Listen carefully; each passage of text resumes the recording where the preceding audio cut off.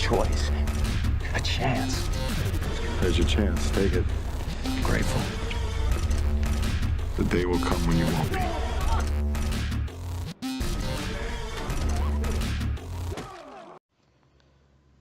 Hey, what's going on, guys? Back again with my last throwback review for season 4.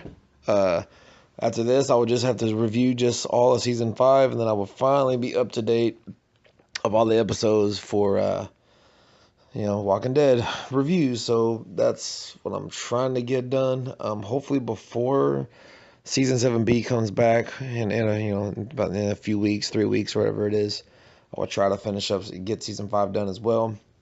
No promises, but like I said, I'm working on it whenever I have, free time, which is few and far between, unfortunately. But like I said, we're going to go ahead and try to get, we'll finish up this season 4 right here. I will stop babbling, and then season 5 will be soon behind it, all right? So this is going to be season 4, episode 16, the season 4 finale, entitled A. All right. The episode starts out with a flashback. Rick arrives back from a bloody run and starts killing walkers brutally on the fence at the prison. Herschel, however, has a plan. The scene then jumps forward in time, showing a bloody Rick shaking after a terrible event has just occurred. Rick, Carl, and Michonne are camping out in the woods back at present time, sitting by a fire before going to check on one of their recently installed snares traps for animals. They ultimately find a small rabbit, and after Rick thoroughly explains how it was caught to Carl, the latter hears a cry for help and takes off running a little bit further in the woods. Rick and Michonne must give chase. They all find a man in a large forest clearing that he is struggling to fend off a herd of walkers. Carl quickly raises his gun, but Rick stops him, seeing that they are clearly outnumbered, and it is too late for the man. As the walkers cave in, first ripping out the man's eyes, a few walkers notice that the three of them make an escape. Rick, Carl, and Michonne then pass a railroad crossing and fight a few walkers in the way before continuing their retreat. Flashback again. Herschel asks Rick to lay down his gun and help him. The group eventually finds an abandoned pickup and settle on camping for the night. Later, Rick and Michonne are discussing matters while Carl is resting in the pickup. All of a sudden, Joe and his group show up to ambush Rick and Michonne. Meanwhile, Carl is ambushed by Dan at the car. Tony immediately recognizes Rick, and the group realizes that they have successfully found their man. He is none other than the one who killed Lou. After Joe starts a tense countdown, Daryl appears and tries to put an end to the scene. Daryl says what he needs to is claiming that Rick and the others are good people. Joe simply tells him that Rick was responsible for killing their friend. When Daryl offers himself up in the place of Rick, Joe looks shocked. He calls Daryl a liar for saying that Rick is a good person and makes a call for the rest of the group to beat up Daryl to death for lying, which is against Joe's rules. Joe then informs Rick that they are going to beat Daryl to death, rape Carl, then Michonne, and finally solve everything by killing Rick. While Dan begins to try to rape Carl, Rick launches a backwards headbutt that strikes Joe, who was pointing a gun at him. Joe manages to fire on reflex and misses, which momentarily deafens Rick. Rick then punches Joe, who counters with a pistol whip of his own, knocking Rick to the ground. As Rick struggles to get back to his feet, still minorly concussed, Joe looks at Rick in the place of by grabbing him, pinning his arms, and holding him still. Joe then asks, "What are you going to do now, sport?" Rick answers by biting out the carotid artery, killing him. Michonne then takes advantage of the situation to kill Tony and Harley with gunshots to the head with Tony's revolver, as they look on in terror when they saw their leader being murdered in one of the most brutal ways imaginable. Daryl then uses the pause to knock Billy to the ground and maliciously curb stomp him to death. With all of the group's members dead, Dan is still holding Carl hostage and tells everyone to stay back, or else he will not hesitate to kill Carl. Rick then grabs hold of Joe's pocket knife and marches right over to Dan, saying, "He's mine." Carl manages to escape to Michonne's embrace, while Dan becomes stunned by Rick's remark and intense facial expression. Rick uses this moment to stab Dan through the heart multiple times. Noticing that his father is now eviscerating Dan, Carl narrows his eyes. Back to another flashback. Herschel tells Rick and talks Rick into pulling back himself and son Carl from the violence out there. to gather animals and to domesticate and grow crops in the plots of the land they inherited. Catching up with the flash forward, Daryl hands Rick a rag and washes it in water for Rick to clean his face up. Daryl begins blaming himself for having even the slightest bit of trust and faith in those comrades of Joe's. But Rick says that it wasn't on him and that he is Rick's brother. After the team's eventual discovery of Terminus, the group then decides to momentarily split up before sneaking inside, just in case Terminus isn't exactly the sanctuary that they believed it to be.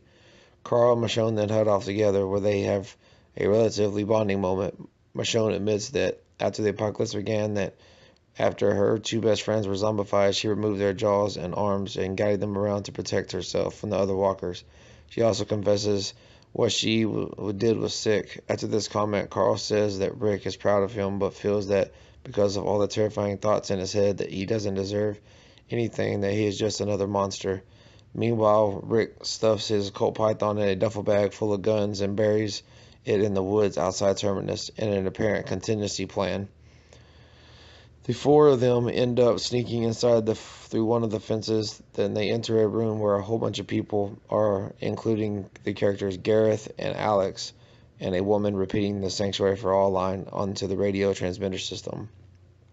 This is presumably the radio station that Daryl, Michonne, Tyrese, and Bob heard while in the car on a medicine run much earlier in the season. Gareth, as the four put down their weapons and frisked them, welcoming them to Terminus and warning them not to try anything dumb as Alex shows them around. While meeting Mary and being offered food, Rick quickly notices that numerous items in the Terminus survivors' possessions, such as Glenn's riot gear, Daryl's poncho that Maggie was wearing, the hitchhiker's orange backpack that Glenn took from the prison, and even Herschel's distinctive pocket watch. Realizing that something is up, he angrily slaps down a platter of food that Alex is offering to Carl and grabs Alex and holds him hostage with the gun that he took off Joe. Demanding to know where the people are and why their group has his pocket watch, riot gear, and poncho, Alex lies and claims that he found the pocket watch on a dead man, and Gareth also covers the lie, claiming that the riot gear was found on a dead policeman and the poncho off a clothesline. Back to another flashback. Rick talks Carl into his role and gets him to put away his gun too. Back to current, Alex is then accidentally gunned down and killed by one of his own, which causes a large shootout with Rick, Michonne, Carl, and Daryl fleeing. They are being forced down several alleyways that are riddled with bullets, indicating that Terminus survivors have treated many other newcomers the same way. During the chase, the team briefly turns to their left as they are running from some bones and flesh scattered over a blue tarp can clearly be seen in the foreground. Muffled cries for help can also be heard from a nearby railway container. The group soon makes its way to the rails at the back of Terminus, but stop as Terminus residents line up the surrounding fence with guns that are aimed at them. Once again, Gareth orders the four of them to lower their weapons. With no other choice, Rick surrenders. After this, Gareth calls them by specific code names to walk to the boxcar position on their right. Rick, the ringleader, Daryl, the archer, Michonne, the samurai, and Carl, the kid, in that order. After opening the door, they end up finding Bob, Maggie, Sasha, Glenn, Tara, Abraham, Rosita, and Eugene. Rick notices Tara from the governor's army but says nothing. Abraham remarks that they won't be there for long, to which Rick remarks no. Flashback. With Rick, Carl, Beth, and Judith and Herschel having a happy time together, Rick bonds closely with Carl as father and son, showing him what Herschel taught him about farming. Herschel says, "It can be like this all the time," to which Rick responds, "It's like this now, that's enough." Back to current, Rick then walks over to an opening of the side of the train car and says they're going to feel pretty stupid when they find out. Abraham then asks Rick, "Find out what?" To which Rick responds with the very last line of the season, "They're fucking with the wrong people." Alright guys, that was the review rundown, quick little rundown of the Season 4 finale. Season 4, Episode 16, entitled A. Appreciate you checking us out as always, and like, comment, and most importantly, subscribe, and I will be back soon with the Season 5 reviews. Y'all be good. Welcome to Woodburn.